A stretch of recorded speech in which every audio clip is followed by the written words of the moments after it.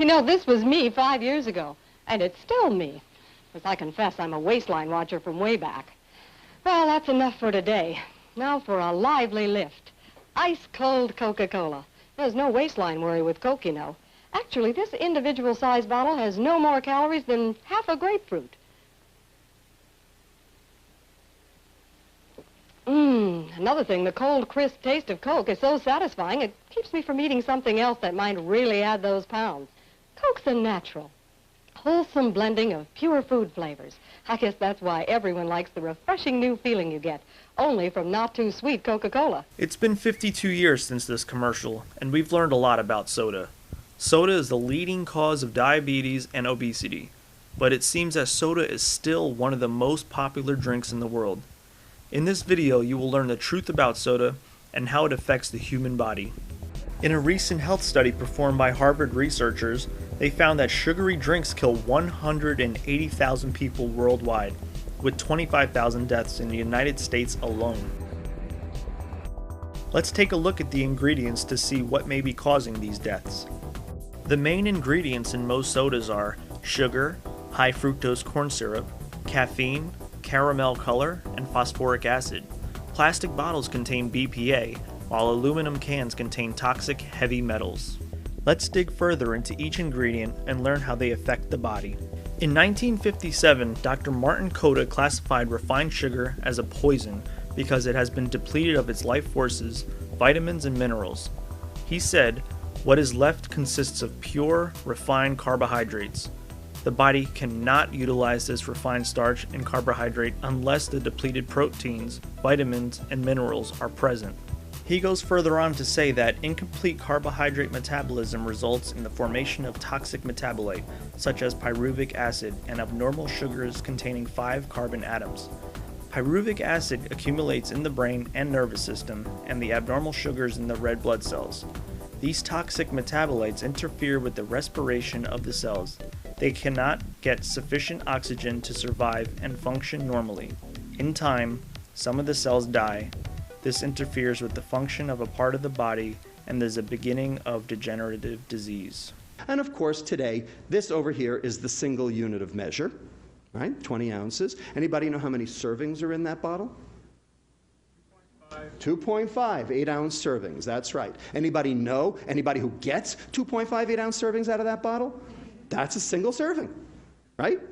Okay, so that would be worth 26 pounds of fat per year if you did that every day. This is Dr. Robert Lustig, and he's recently written a paper on why sugar is bad. He explains in his paper that our bodies process fructose in much the same way they process alcohol and other poisons.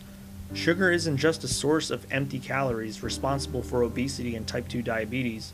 In this scenario, at high quantities, it is a full-fledged toxicant and contributes to many of the major fatal non-communicable conditions, like cardiovascular disease and cancer.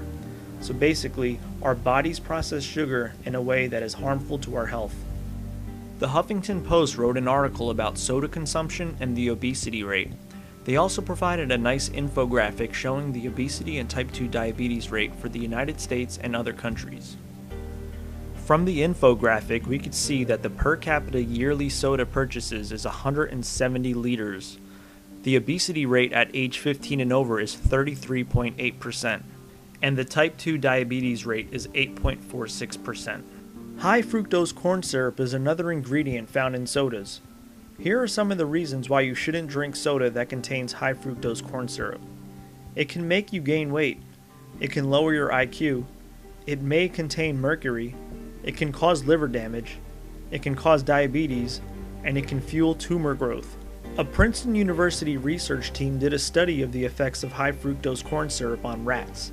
They specifically said, these rats aren't just getting fat, they're demonstrating characteristics of obesity, including substantial increases in abdominal fat and circulating triglycerides. In humans, these same characteristics are known risk factors for high blood pressure, coronary artery disease, cancer, and diabetes. The next ingredient we will talk about is caffeine. Caffeine is found in almost every single soda. If too much caffeine is consumed, you may experience insomnia, nervousness, restlessness, irritability, upset stomach, fast heartbeat, and muscle tremors. Travis Bradbury did an article on Forbes.com about the effects of caffeine.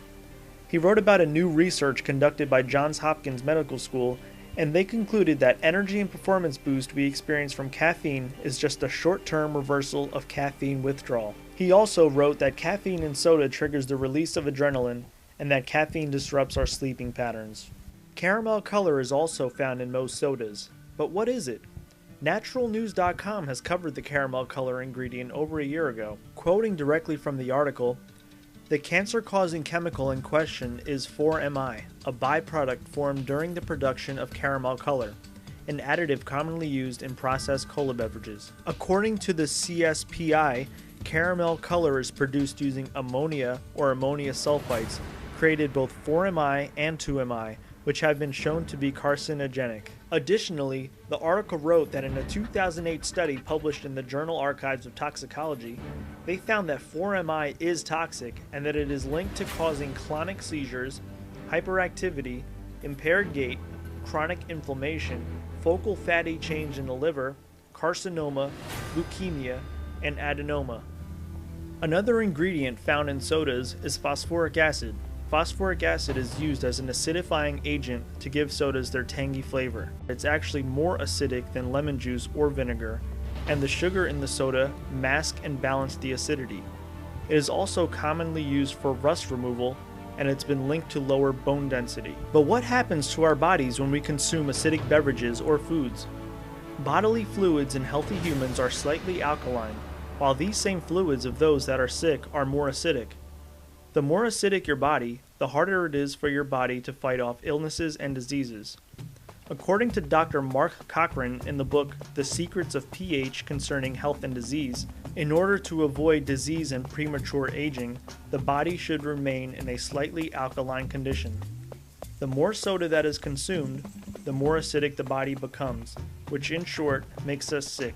Consuming soda from a plastic bottle or an aluminum can is bad.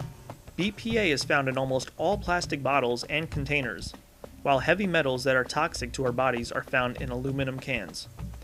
Duke University released a study on BPA, and they found that BPA may impair the development of the central nervous system, and it raises the question as to whether exposure could predispose animals and humans to neurodevelopmental disorders. According to researchers, studies have linked BPA exposure to behavioral disorders, cancer, immune system problems, and reproductive disorders. But recent studies have shown that BPA also puts children at risk for obesity, thyroid problems, and kidney damage. Drinking soda from an aluminum can can also negatively affect our bodies. Aluminum is accumulated in the kidneys, brain, lungs, liver, and thyroid. Aluminum competes with calcium in our bodies for absorption and can affect skeletal mineralization. Young children are highly susceptible and can slow growth. Studies have also linked aluminum exposure to mental impairments, such as Alzheimer's and Parkinson's. I've got to defend my children and you and everybody else and do what's right to save lives. Obesity kills.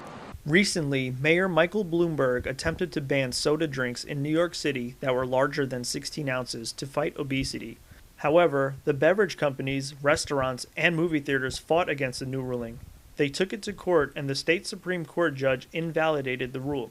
Specifically, the Supreme Court of the State of New York ruling said, the rule is arbitrary and capricious because it applies to some but not all of the food establishments in the city. It excludes other beverages that have significantly higher concentrations of sugar sweeteners and or calories on suspect grounds. So, what can be done?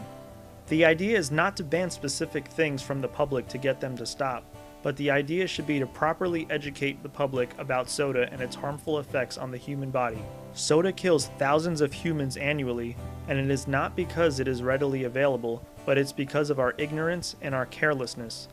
The first thing you can do to help is to tell your family and friends about everything you learned in this video. Better yet, share this video with them and everyone else.